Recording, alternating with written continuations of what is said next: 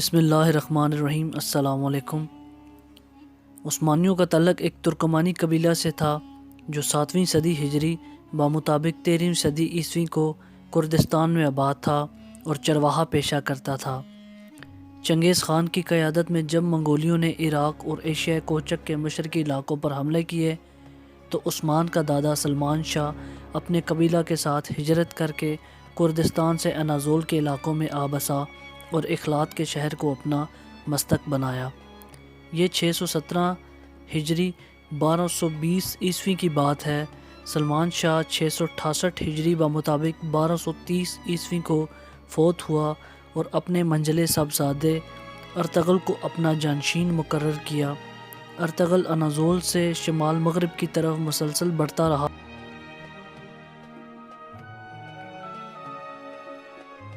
اس کے ساتھ تقریباً 100 خاندان اور 400 سے زائد شاہ سوار تھے۔ عثمان کا والد ارطغرل جب اپنے قبیلے کو لے کر منگولوں کے خطرے سے بچنے کے لیے بھاگا تو اس کی تعداد 400 خاندانوں سے زیادہ نہیں تھی۔ راستے میں ایک مقام پر اچانک شور و غل بلند ہوا۔ ارطغرل جب قریب پہنچا تو دیکھا کہ مسلمانوں اور نصرانیوں کے درمیان جنگ کا میدان گرم ہے اور بیزانتی عیسائی مسلمانوں کو پیچھے دھکیل رہے ہیں۔ ارطغرل کے پاس اس کے علاوہ اور کوئی چارہ نہ تھا کہ وہ پوری شجاعت اور بہادری کے ساتھ آگے بڑھے اور اپنے ہم مذہب و ہم عقیدہ بھائیوں کو اس مشکل سے نکالے۔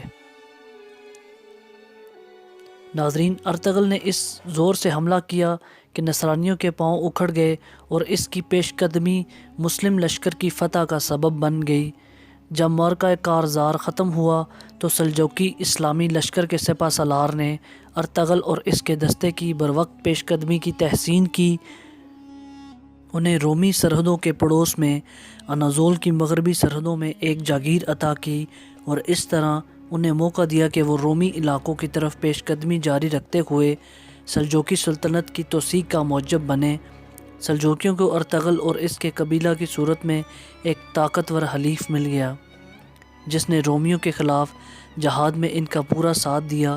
اس ابھرتی ہوئی سلطنت اور سابقہ روم کے درمیان ایک گہرا تعلق قائم ہو گیا جس کا سبب رومی تھے جو ان کے مشترکہ دشمن تھے اور عقیدہ و مذہب میں دونوں کے مخالف تھے۔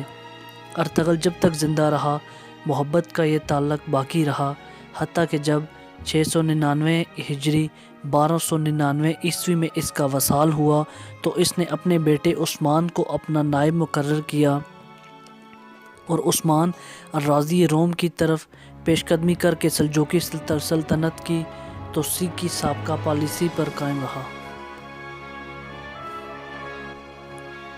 656 ہجری سن 1258 ارطغرل کے ہاں ایک بیٹا پیدا ہوا۔ والدین نے اس کا نام عثمان رکھا۔ اسی عثمان کی طرف عثمانی سلطنت منسوب کی جاتی ہے۔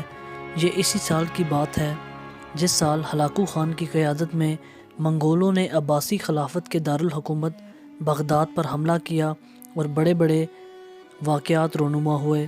مسلمانوں نے بڑی مصیبتیں دیکھیں۔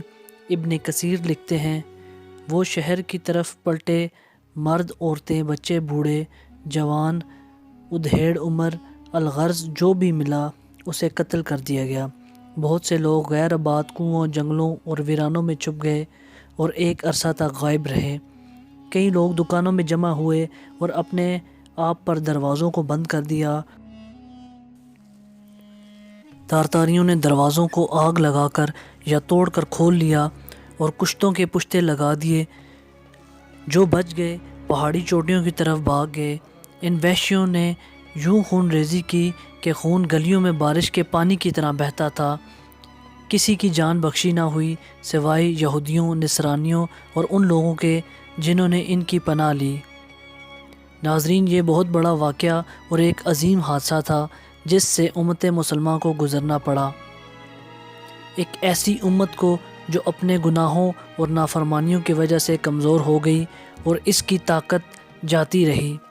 تارتاریوں نے دل کھول کر خون ریزی کی اور بے شمار انسانوں کا قتل عام کیا۔